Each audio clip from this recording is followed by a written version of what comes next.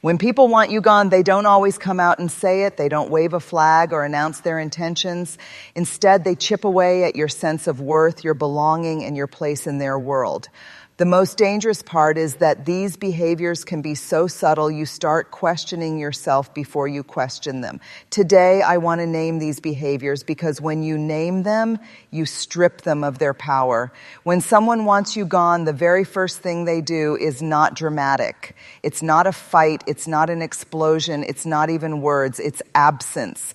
They withdraw their presence in quiet ways that make you question yourself before you ever question them. It starts with little things. They don't call as often. Texts that once felt warm and full of connection now arrive with clipped words or sometimes don't arrive at all. Invitations to share moments together grow sparse. You find yourself replaying interactions, asking, did I do something wrong? Did I miss something? The withdrawal is not about space. It's about signaling distance. It's about making you feel the emptiness of their absence without giving you clarity about why. And the hardest part is that silence doesn't give answers. It only gives room for your own self-doubt to grow louder. Think about it. When someone pulls back without explanation, most of us don't get angry first. We get insecure. We start scanning our own behavior. Maybe I said something off. Maybe I was too much. Maybe I should have done more. That's the cruel brilliance of withdrawal. It puts the burden of interpretation on you. You become both the detective and the accused. And here's the truth that's difficult to swallow. Presence is love's currency. Attention, consistency, and showing up are how people tell us we matter. When that presence is removed, it's not neutral. It's an active decision. Even if it's silent, it screams, I don't choose you anymore.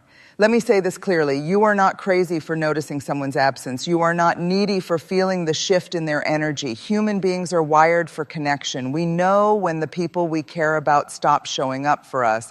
We know when the chair that used to be filled is now empty. So when people withdraw their presence, don't interpret it as your failure. See it for what it is, a signal of their choice, not proof of your unworthiness. Because presence is not about being in the same room. It's about showing up in heart, in effort, in care. If someone takes that away, it says far more about their capacity to love than it does about your capacity to deserve it. When people want you gone, one of the clearest signs is when they start to devalue your voice. And I don't just mean they disagree with you. That's normal in any healthy relationship. I mean they stop hearing you. In the beginning, maybe your words mattered. Your ideas sparked conversations. Your feelings were considered. Your opinions carried weight in decisions. But then something shifts. Suddenly, what you say seems to bounce off walls instead of sinking in. Your suggestions are dismissed. Your stories are met with indifference. Your feelings are minimized with phrases like, you're overreacting, or it's not a big deal. And here's the subtle cruelty. When someone devalues your voice, it's not just about what they're doing in the moment.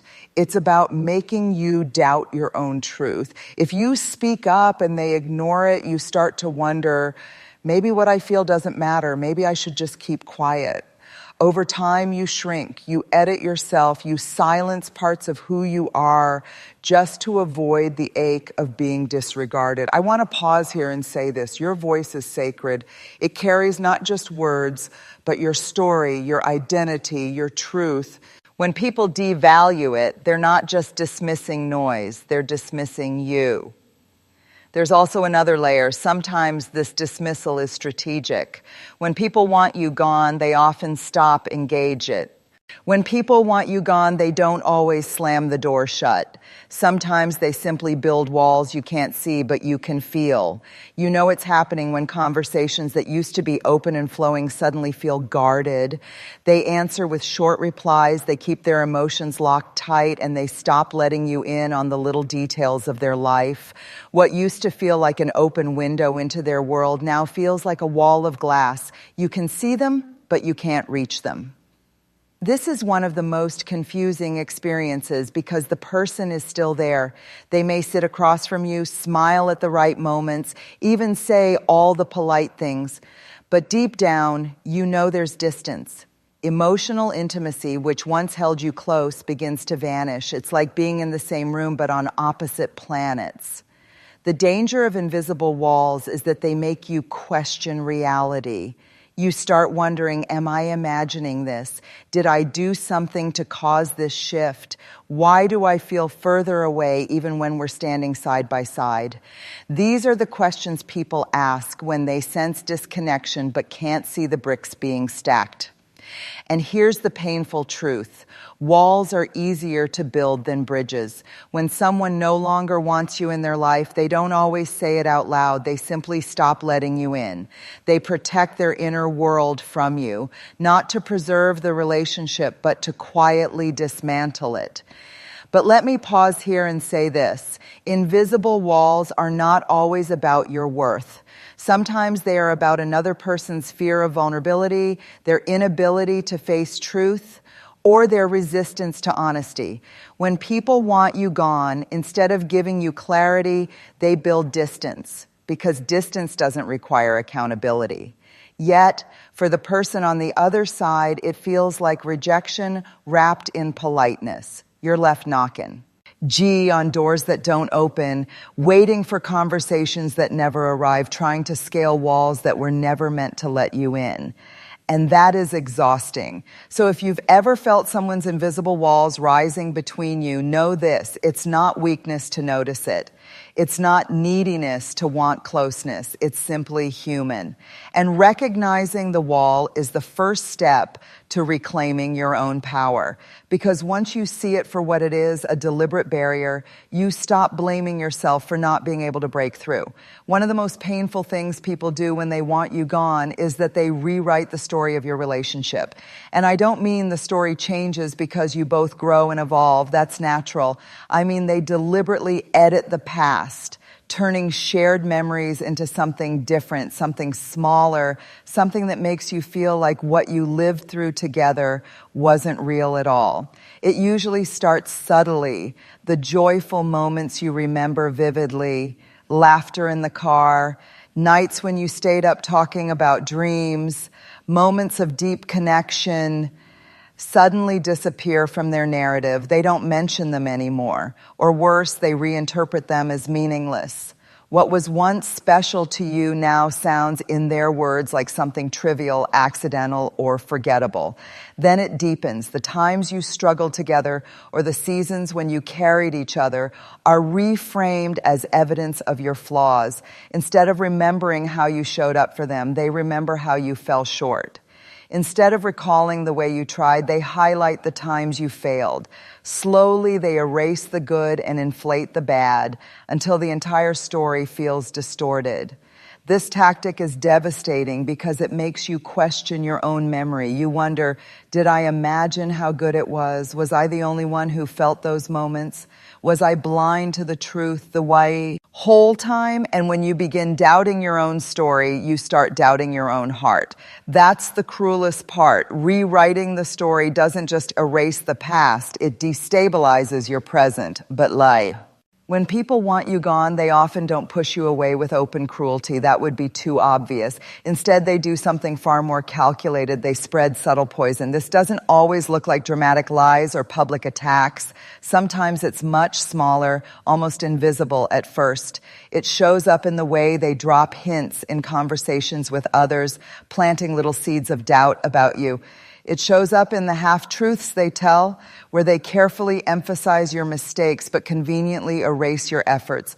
It shows up when they smirk or roll their eyes at your name, sending a silent message that you're not worthy of respect. The poison is slow. It's not meant to destroy you in one blow. It's meant to erode trust over time. By the time you realize what's happening, you might notice people treating you differently. Friends grow distant, colleagues look at you with suspicion, and suddenly you're left wondering what changed. But the truth is, nothing about you changed. The environment was poisoned behind your back. And the cruelty of subtle poison is this: it attacks what you cannot defend. If someone lies openly, you can confront it. But if someone whispers a half-truth, hints at something vague, or plants quiet doubt, you often don't even know what to defend yourself against. You just feel the consequences. Relationships shifting, trust evaporating, opportunities slipping away. This tactic is designed to isolate you. Because here's the thing. When people want you gone, it's not enough for them to walk away quietly. They want others to see you differently too. They want to rewrite not just the story between you and them, but the way the world views you. And the more they succeed, the easier it becomes for them to justify their decision. But here's what I need you to remember. Subtle poison is a reflection of someone else's fear and insecurity. No to your worth. People poison the ground when they don't have the courage to face conflict honestly. They manipulate others' perceptions because they lack the integrity to speak truthfully. Your job is not to chase down every whisper or to prove yourself endlessly.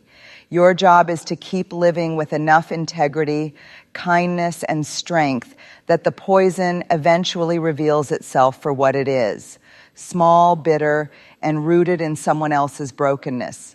Because the truth is, poison may spread, but it cannot last. Over time, people see the difference between a story told about you and the life you actually live. And your life, your character, your light will always outshine someone else's shadows. One of the most heartbreaking things people do when they want you gone is that they turn your vulnerability into a weapon. Think about it. Vulnerability is sacred. It's the moment you open the door of your heart and say, this is me. This is the part of me I don't show everyone. This is where I'm tender, where I'm afraid, where I need to be seen. When you share your stories, your scars, your insecurities, it's not weakness, it's courage. Vulnerability is the foundation of connection. But when someone has already decided they no longer want you in their life, that courage becomes dangerous in their hands. Instead of honoring your openness, they use it against you. They take the very things you trusted them with and twist them. They bring up your mistakes not to understand them, but to shame you. They mention your fears not to comfort you, but to remind you of how small you sometimes feel. It's like handing someone the key to your heart, only to discover later they used it to unlock your deepest wounds. And what makes this tactic so painful is that it doesn't just feel like betrayal, it is betrayal. Because the person you thought was a safe space turns into the very reason you feel unsafe. And here's what usually happens inside of us. We start to regret ever opening up. We tell ourselves, I shouldn't have trusted them. I should have kept that part of me hidden. I should never. When people want you gone, sometimes they don't attack you directly and they don't even argue with you. Instead, they choose something far more painful. They pretend you don't exist. This is more than distance. It's more than withdrawal. It's erasure. They move through rooms you're in without acknowledging your presence. They speak to everyone around you but skip over your name. They post about moments you were a part of but somehow you're missing from the story. Slowly, they reduce you to nothing, not because you are nothing, but because ignoring you is easier than facing you. Being erased like this is one of the most devastating experiences a person can go through because as human beings, we are wired for belonging. We need to feel seen, to feel recognized, to feel like our presence matters. And when someone deliberately withholds that recognition, it's not just painful, it's dehumanizing. It whispers to you, you don't count, you were never important. And here's where it gets tricky. When you're treated like you don't exist, you start to question your own presence. You wonder, am I invisible? Do I really matter? Was I ever as significant as I thought? That's the toxic effect of erasure. It doesn't just make you feel left out, it makes you question whether you should have been included in the first place. But let me tell you something essential. You cannot erase someone's value by pretending they're invisible. Ignoring a person doesn't erase their story, their impact, or their truth. It only reveals the smallness of the person doing the ignoring. Because it takes courage to face someone with honesty. It takes very little to look past them and pretend they're not there. When someone pretends you don't exist, they may think they're punishing you, but what they're really doing is revealing their own inability to hold complexity. They can't carry the weight of the relationship, so they drop it, not with grace, not with closure, but with silence. And here's what you need to remember. Your existence doesn't shrink because someone refuses to acknowledge it. You are still here. You are still worthy. You are still a force, even if they choose not to see it. Their blindness doesn't make you invisible.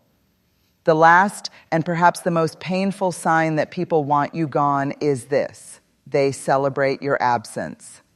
It's one thing to feel someone pulling away, another to sense them ignoring your presence. But when they seem happier without you, that's a wound that cuts deep. You notice it in their laughter when you're not around, in the way their energy seems lighter after you leave, or in how they suddenly find joy in spaces where you used to stand beside them. It's as if your presence was a burden and your absence is the relief. This is brutal because it makes you question your very impact. You ask yourself, was I really that heavy? Did my presence truly weigh them down? Did I bring more pain than joy? Those questions linger like ghosts, making you feel like maybe your very existence is too much. But here's the thing: celebration of your absence is rarely about you. More often than not, it's about them. When people no longer want you in their lives, they create narratives that justify it. They frame your absence as freedom, as lightness, as better air to breathe. Why? Because it's easier to cheer for your exit than to face the discomfort of what they lost. It's easier to convince themselves they are thriving without you than to sit with the grief, guilt, or responsibility of the choice they made. And here's a deeper truth. Sometimes people celebrate your absence not because you were too heavy, but because your presence reminded them of something they couldn't face. Maybe your truth made them uncomfortable. Maybe your growth hided their stagnation. Maybe your love demanded a level of honesty they weren't willing to give. In that case, your absence doesn't mean you were a burden. It means you were a mirror, and if some people feel lighter without it, that doesn't mean your presence is wrong. It just means they weren't the ones meant to carry it. The right people will never celebrate your absence. They will feel it. They will miss it. They will notice the emptiness you leave behind, not because you were heavy, but because you mattered. So if someone celebrates your absence, let that celebration be the confirmation you need. You were never supposed to shrink yourself just to make someone else feel lighter. Your presence is not a weight, it is light. And the right people will never cheer when that light walks out of the room.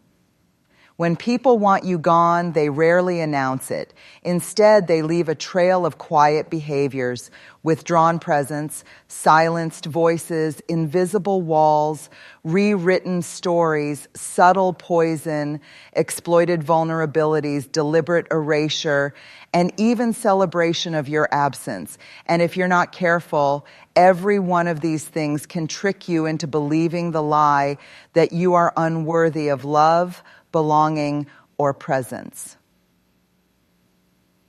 But here's the truth. None of these behaviors define you. They only expose the limits of the people who choose them. Their distance doesn't mean you were too much. Their silence doesn't mean you were unimportant. Their rewriting doesn't erase what was real. Their poison doesn't diminish your character. Their betrayal of your vulnerability doesn't make you weak. Their erasure doesn't make you invisible. And their celebration of your absence doesn't mean you weren't a gift. All of it, every single tactic is about them, about what they can't face, about what they won't carry, about the love they aren't willing to give. So what do you do when people want you gone? You let them go, not because you don't care. Not because it doesn't hurt, but because you refuse to shrink yourself to fit into spaces where your worth is questioned. You walk forward, knowing that the right people, those with the courage to show up, to honor your voice, to hold your vulnerability with care, to celebrate your presence, are out there. Your job is not to fight for a seat at the wrong table. Your job is to keep your heart open for the places where your presence is not just tolerated but treasured. Because at the end of the day, the measure of your worth is not found in how others treat you when they want you gone. It's found in how you choose to stand whole and unashamed when you know you deserve to stay